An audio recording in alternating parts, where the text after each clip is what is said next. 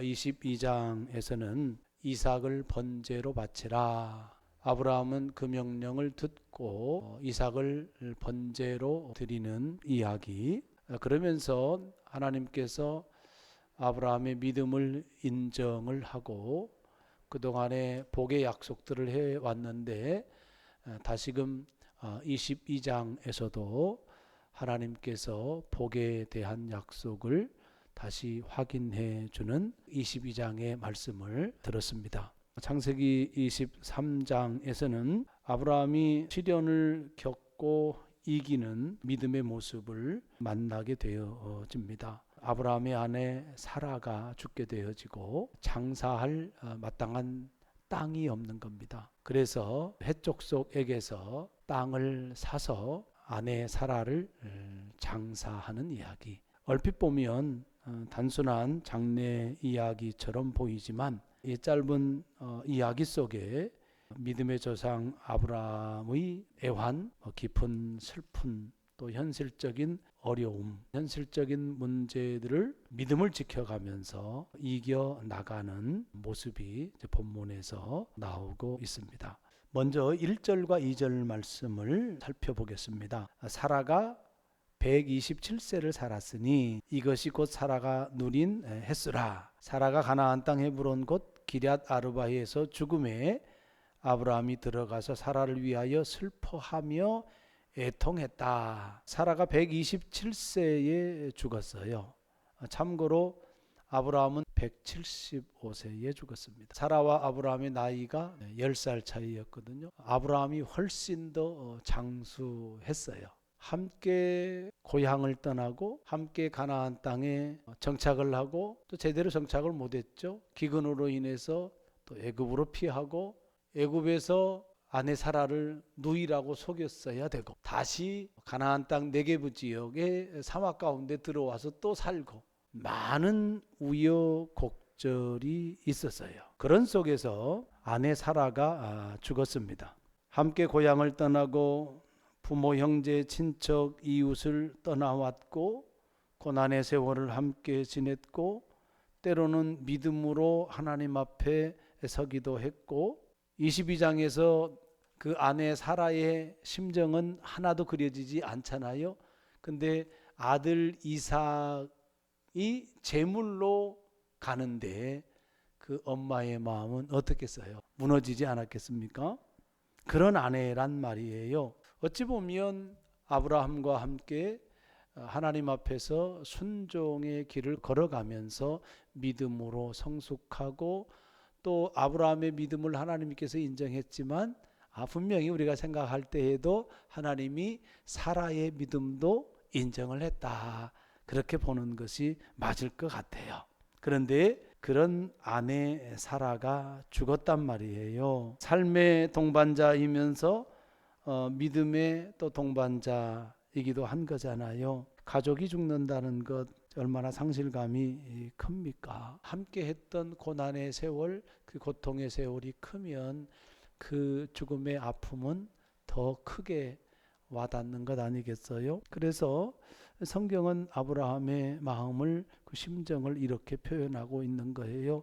2절 후반에 사라를 위하여 슬퍼하며 애통했다 기록을 하고 있습니다. 앞장에서 아들을 번제물로 드리라고 했을 때는 성경에 기록되기를 하나님께서 아브라함의 믿음을 시험한 거다 그렇게 기록을 하고 있잖아요. 아내의 죽음은 어떨까요? 그것이 의도된 시험은 아닌 거죠, 분명하게. 그러나 아내의 죽음은 아브라함에게 있어서는 큰 고통이고 큰 시련인 것만은 맞아요. 우리가 살아가면서 이런 시련을 누구나 겪게 되어 있습니다.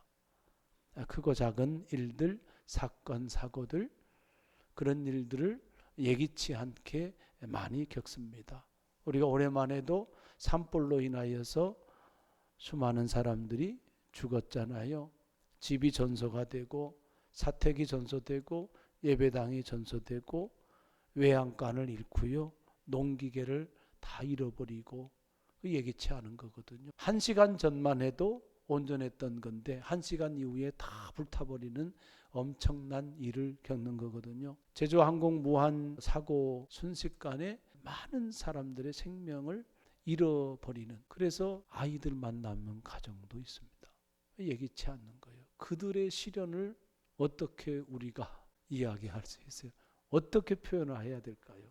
다양한 형태의 고난들이 우리에게 찾아와요. 작게는 코로나로 힘들어한 적이 있습니다. 때로는 교통사고 나서 다리가 부러지기도 하잖아요.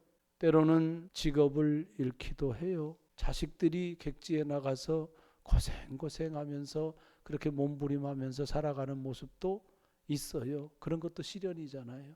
만약에 여러분들이 지금 어떤 작은 아픔을 가지고 살아간다 했을 때 그런 나를 어떻게 대해야 될까? 내 아픔에 대해서 내가 어떻게 대해야 될까? 아브라함은 상실의 아픔을 가지고 있는데 그 상실의 아픔을 당하고 있는 자기 자신에 대해서 사랑해야 되는 거거든요. 슬픔을 표현하고 있는 거잖아요. 애통하고 있잖아요. 당하고 있는 시련 앞에 억누르지 않아요. 아픔을 억누르지 않아요. 아픔을 회피하지도 않아요. 아픔을 부정하지도 않아요. 아픔을 억압하지도 않아요. 그냥 아픔을 아픈 대로 뭐하고 있어요? 표현하고 있어요. 슬프다고. 그러면서 애통해하고 있어요. 그래서 여러분 상실의 아픔을 존중하는 것, 그게요 자기 자신을 사랑하는 거예요. 여러분 사랑하는 사람이 죽었는데 아무런 느낌이 없다고 생각해 보세요. 그 이상한 거잖아요. 더 나아가서 우리 주변에 아픈 사람이 있어요. 슬퍼하는 사람이 있어요. 고통 앞에서 절망하고 낙심하고 애통해하는 사람이 있어요. 그런 사람에 대해서 우리가 어떻게 대해야 될까? 그 매우 중요한 거죠. 우는 자와 함께 뭐하라? 울라. 예수님의 삶이 그런 삶이었단 말이에요. 과부와 대화를 나누고 병든 자를 찾아가고, 그래서 그들과 함께 하면서 그들을 치유해 주고, 나사로의 무덤 앞에서 우시는 예수님, 사랑하는 마리아와 마르다의 오라비가 되잖아요. 그 죽음 앞에서 눈물 흘리시는 예수님은 그 아픔을 공감하고 아픔에 참여해 주는 모습이거든요. 우리의 이웃이 아플 때 우리는 어떤 태도를 가져야 될까? 우는 자와 함께 뭐하라? 울어야 된다 하는 그런 말씀인 겁니다. 고난 당하는 사람 앞에서 그들을 위로하고 그들과 함께 아파하면서 그들을 격려하는 것, 그것이 우리의 삶이어야 된다 하는 말씀 드립니다. 두 번째 말씀을 보면 아브라함이 슬퍼하고 애통해하지만 슬픔과 애통 가운데 빠져 있지는 않아요.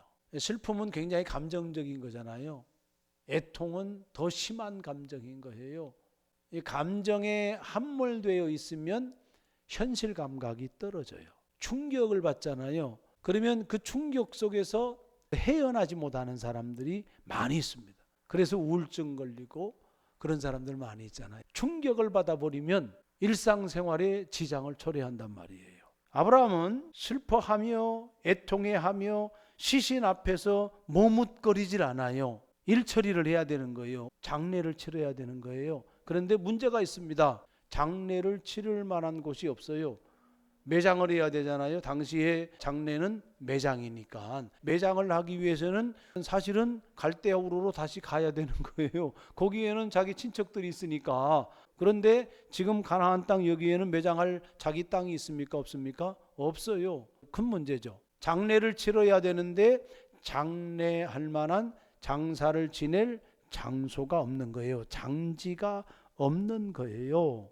어떻게 해야 되지? 현실적인 문제입니다. 그래서 아브라함은 이 현실적인 문제를 직시하고 해결하기 위해서 적극적으로 나서고 있어요. 4절 말씀을 보세요. 아브라함이 해족속에 가서 이제 말을 하는 거예요. 나는 당신들 중에 나그네고 거류자입니다. 당신들 중에서 내게 매장할 소유지를 주어서 사라를 내 아내 사라를 장사하게 해주십시오. 이렇게 청원을 하는 거예요. 그랬더니 해족석이 아주 환대의 말을 해요. 6절 말씀 보면 내 주여 들으소서, 당신은 우리 가운데 있는 하나님이 세운 지도자입니다. 우리 묘실 중에서 좋은 것을 택하여 당신의 죽은 자를 장사하세요. 우리 중에서 그 말자가 없습니다. 아브라함이 원하는 장소에다가 장사를 할 수 있도록 허락을 한 거예요. 무료로 그냥 내어주겠다는 거거든요.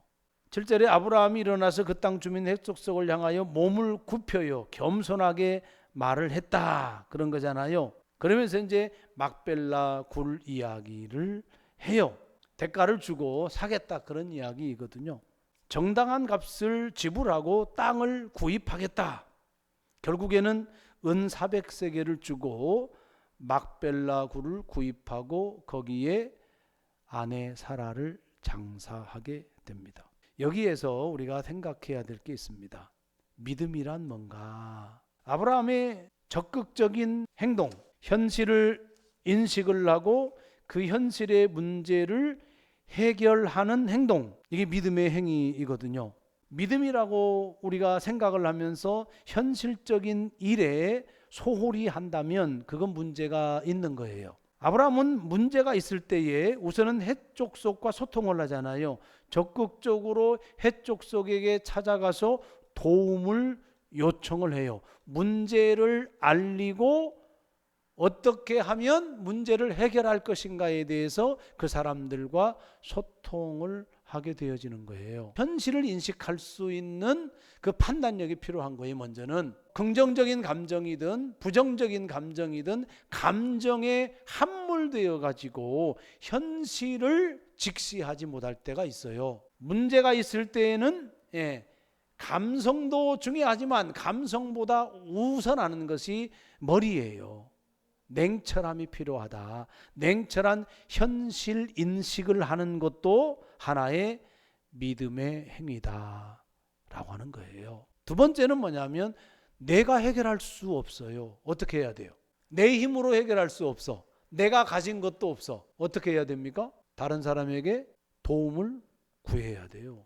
다른 사람에게 도움을 구하는 게 부끄러운 행동이에요? 안 그래요. 여러분에게 어려운 사람이 와서 어떤 도움을 구한다라고 했을 때 그 사람을 부끄럽게 생각할 겁니까? 아니면 용기 있는 사람이라고 생각할 거예요? 용기 있는 사람이라고 생각을 해야 되는 거죠. 겸손하게 찾아와서 내가 이러한 것이 없는데 이렇게 도와주실 수 있습니까?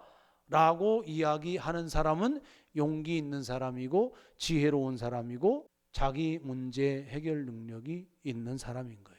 아브라함이 그렇게 적극적으로 사람들과 소통하면서 문제를 해결해 나가는 믿음, 그 믿음이 있었다 하는 겁니다. 우리가 하나님의 은혜를 구하는 것이 반드시 필요해요.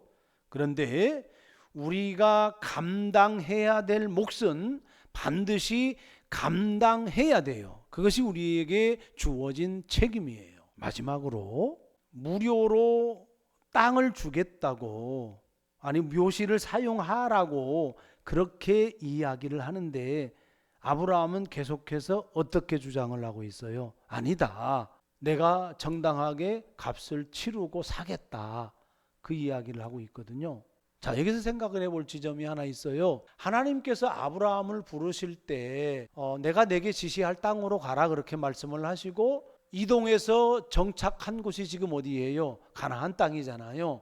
그 가나안 땅은 하나님께서 약속한 땅이란 말이에요. 하나님께서 약속한 땅에 대해서 잊어버리지 않고 있어요. 그것을 보여주고 있는 것이 막벨라굴 그 근처에 있는 땅을 은 400세겔을 주고 산 행위, 그것에서 우리는 아브라함에게 약속한 그 하나님의 말씀, 그것을 기억하는 아브라함의 믿음을 볼 수 있다 하는 겁니다. 아내 사라의 장지를 마련하는 행위를 통해서 하나님의 약속을 믿고 하나님의 약속을 기억하고 그 땅을 기업으로 삼겠다는 믿음의 의지가 분명하게 드러나는 그 이야기가 본문의 말씀인 겁니다. 여러분, 시련이라고 하는 것이 이처럼 우리의 믿음의 깊이가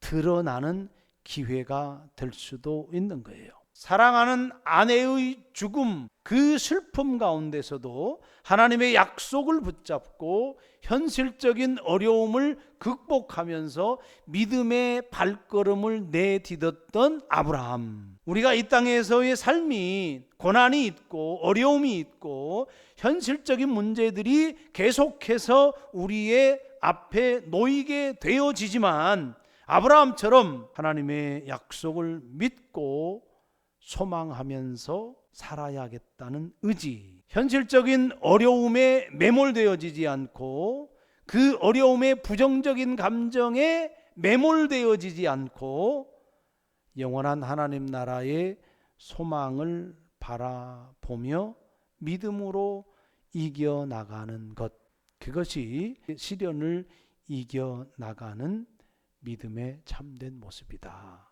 라는 겁니다. 그래서 오늘 창세기 23장을 통해서 주시는 말씀의 핵심은 시련 속에서도 하나님의 약속을 기억하고 하나님의 약속을 이루며 성취해 나가고 기업으로 반드시 받겠다고 하는 아브라함의 결연한 의지를 보여준 믿음의 행위. 우리가 어려움이 있지만 슬픔 가운데 있지만 우리도 영원한 하나님 나라의 소망, 그 약속을 기억하고 반드시 그 소망을 이루어야겠다라고 하는 믿음의 의지를 보이면서 살아가는 것, 그것이 시련을 당할 때에 믿음으로 살아가는 모습이다. 그런 믿음의 삶을 살아가기를 주의 이름으로 축복합니다.